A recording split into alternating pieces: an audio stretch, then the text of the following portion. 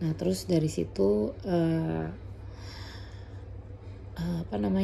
dari situ kontrol lagi kan 5 minggu 5 hari kalau nggak salah, kontrol perban aja, belum copot gitu ya.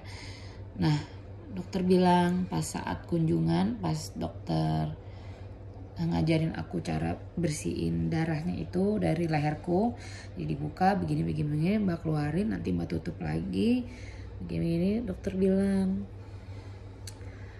saat operasi itu nggak ditemukan penyebaran mbak, kelenjar getah bening mbak bersih katanya gitu, tidak ada sisa gitu ya, maksudnya nggak ada kelihatan di mata saya, mata operasi saya tidak ada penyebaran gitu ya.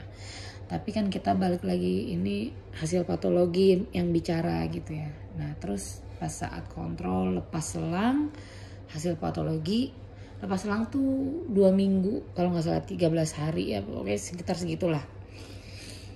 Pas selang hasil patologi udah ada, dan ternyata ada mikrometasis penyebaran gitu. Nah penyebarannya itu di mana kita nggak tahu. Mikro tuh yang harus pakai mikroskopik liatnya, mata kita nggak mungkin bisa lihat gitu.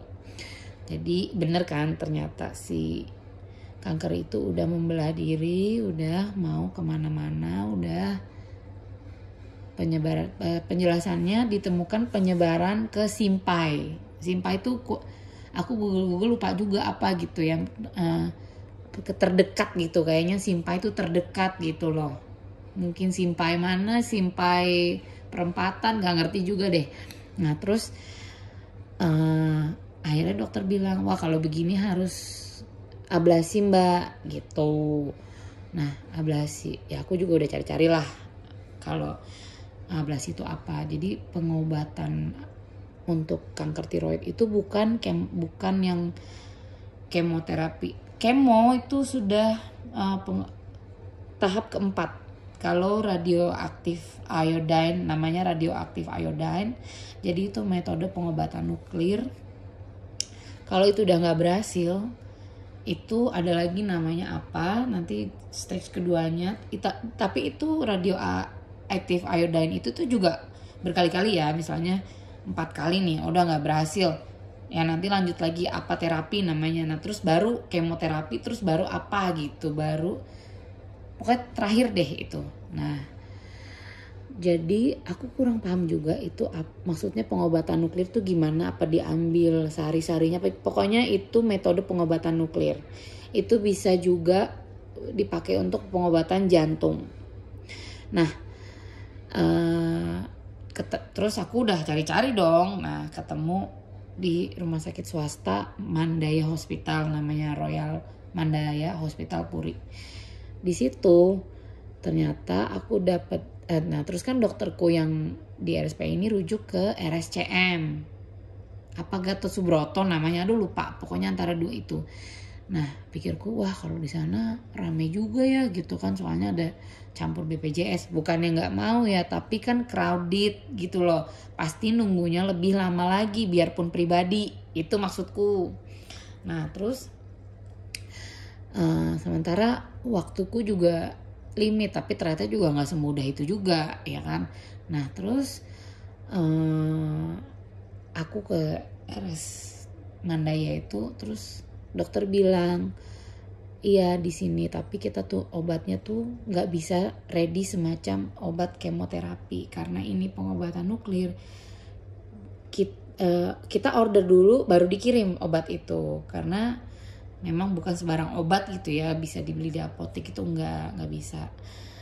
Jadi nah ini kan aku minum, kalau selama mau terapi itu aku harus stop hormon pill karena aku itu mau dibikin ganas lagi si sisa-sisa sel kankernya itu, mau di apa sih namanya, digalakin lagi gitulah ya, biar tinggi lagi levelnya gitu loh, biar tinggi terus nanti pas di scan tuh kelihatan.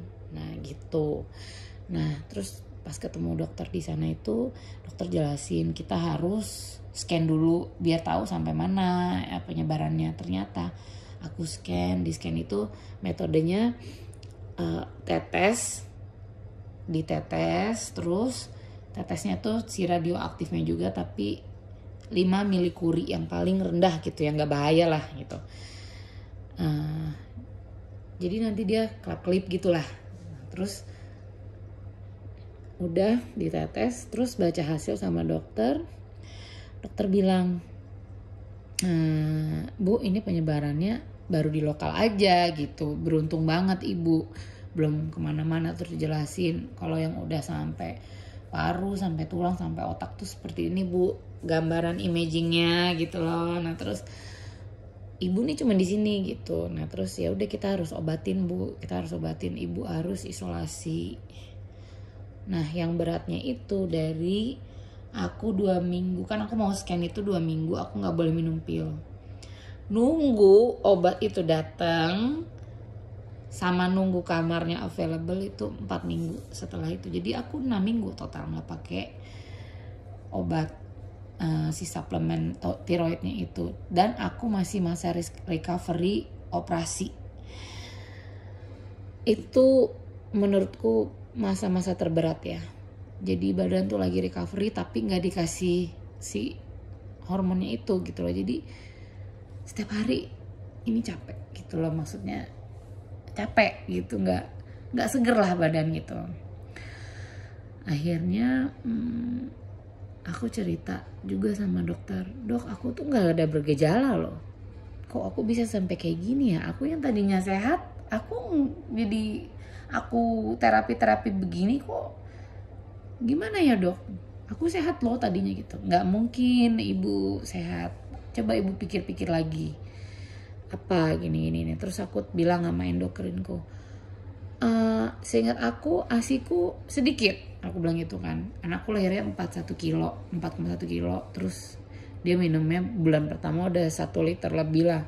Nah asiku tuh cuma 400 mili. Jadi harus dibantu sufor. Nah terus endokrin gue bilang gak ada hubungannya itu beda tesnya, itu tes kesuburan dan ini beda hormon gitu. Nah terus berarti bukan ya dok. Nah aku akhir-akhir ini tidur tuh bisa 12 jam loh dok, dan itu bangun masih merasa capek. Nah itu bisa jadi karena metabolisme naik gitu, itu bisa salah satunya. Dan aku postpartum depression waktu itu. Kita pikir ya semua orang gitu ya kan postpartum depression, tapi ternyata itu salah satunya juga gitu, itu salah satunya. Nah makanya tadinya aku pikir aku nggak ada gejala, tapi diinget-inget lagi itu tanda-tandanya. Nah terus kenapa aku ngomong postpartum depression itu lumrah, karena memang ya sekarang udah bisa didiagnosa bahwa kita tanpa kita sadari itu depresi gitu loh dari kehamilan itu gitu loh. Ditambah aku COVID, hamilnya nggak terkunci di townsite, masuk townsite harus 14 hari karantina, hamil nggak bisa ketemu objin, pendarahan mungkin escalate lah ya, lahiran juga pas delta, hamil nggak bisa jalan keluar gitu ya kan. Nah tapi aku juga nonton juga di YouTube bahwa kebanyakan perempuan yang terdiagnosa kanker tiroid, mereka itu kejadiannya setelah kehamilan pertama gitu. Nah ini nggak tahu relate juga apa enggak, tapi aku kebanyakan nonton tuh gitu. After giving birth my first child, aku mau menyusui nggak bisa karena, nah itu ceritanya kayak gitulah ya. Kebanyakan perempuan abis kehamilan pertama. Apakah aku selama 10 tahun ke belakang tuh udah punya dan aku hamil bergejolak lah si imbalance hormon itu, jadi hot flashes di sini atau gimana aku nggak tahu juga, tapi intinya banyak pencetusnya tuh kehamilan pertama gitu. Dan terus udah balik lagi cerita ablasi itu. Jadi prosesnya itu kita harus isolasi di dalam ruangan isolasi, mereka punya di sana khusus kayak 3 ruangan gitu, makannya antrinya lama. Karena bayangin sekarang pasien kanker tiroidnya ada berapa ribu, yang daftar berapa ribu ya kan. Terus ruangan itu cuma bisa dipakai 1 minggu, harus dibersih. Maksudnya orang tuh pakai satu ruangan 3 hari diharapkan sudah bersih, sudah bisa keluar ketemu orang banyak gitu ya, karena kadar radiasinya itu kan harus turun baru bisa keluar gitu. Sementara Seninnya besok lagi orang lain udah mau pakai lagi tuh ruangan gitu.